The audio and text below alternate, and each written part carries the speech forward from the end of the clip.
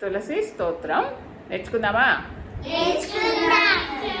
యన్మూలే సర్వతీర్థాని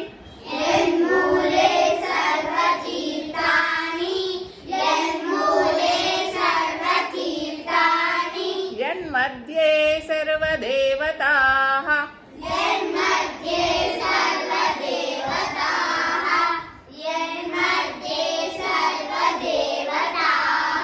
యదాగ్రే సర్వవేదాశ్చ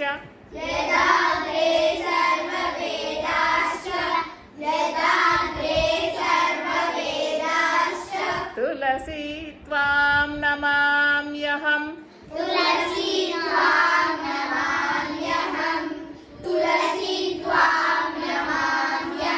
తులసీ త్వాం నమామ్యహం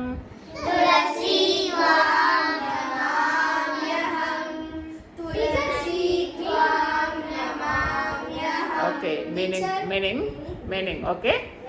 యన్మూలే సర్వతీర్థాని అంటే మూలే అంటే ఏర్లు, చెట్టుకు ఏర్లు ఉంటాయి కదా, ఏర్ల మూలములో సర్వతీర్థాలు, అన్ని తీర్థాలంటే ఏంటి, నదులు ఉంటాయి కదా, అవన్నీ కూడా మూలంలో ఉన్నాయి అనేసి నమ్ముతూ నమస్కరిస్తున్నాం తులసి మాతకి. తర్వాత యన్మధ్యే సర్వదేవతా అంటే చెట్టుకు మధ్యలో కాండం ఉందా, అక్కడ అందరూ దేవతలు ఉన్నారు, దేవతలు ఆశ్రయించారని దేవతలు ఉన్నారు అనేసి మనం నమ్ముతో మొక్కుతున్నాం ఆ ట్రంకు.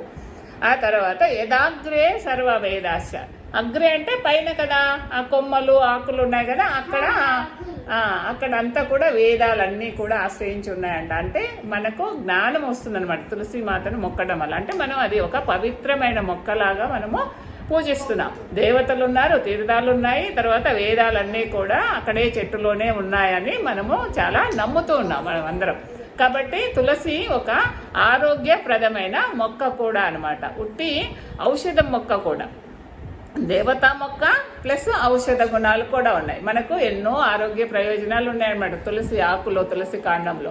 అందుకని తులసి మాతను మాతగా తీసుకొని దేవుడిగా పూజిస్తున్నాం అనమాట. విష్ణుమూర్తికి ప్రీతి అనమాట. ఆ పూజలో, విష్ణుమూర్తి పూజలో కూడా తులసి ఆకులను పెట్టి పూజిస్తారు. అందుకని తులసి మాత ప్రకృతిలో చాలా మంచి ఔషధ గుణాలు కలిగిన గాలిని వదులుతూ ఉందన్నమాట. అందుకని మనందరికీ కూడా ఆ గాలి వల్ల కూడా, తులసి గాలి వల్ల కూడా చాలా ఆరోగ్యాన్ని ప్రసాదిస్తుంది. అందుకు తులసి మాతను దేవతగా మనం పూజిస్తూ ఉన్నాం. కాబట్టి ఆ తులసి దగ్గర రోజు మార్నింగ్ కూడా మీరందరూ పూజ చేసుకొని ఒక 2-3 ప్రదక్షిణలు చేసుకొని నమస్కరించుకోవాలి రోజు కూడా. ఓకేనా? రేపటి నుంచి చేస్తారు కదా అందరూ? Okay, thank you.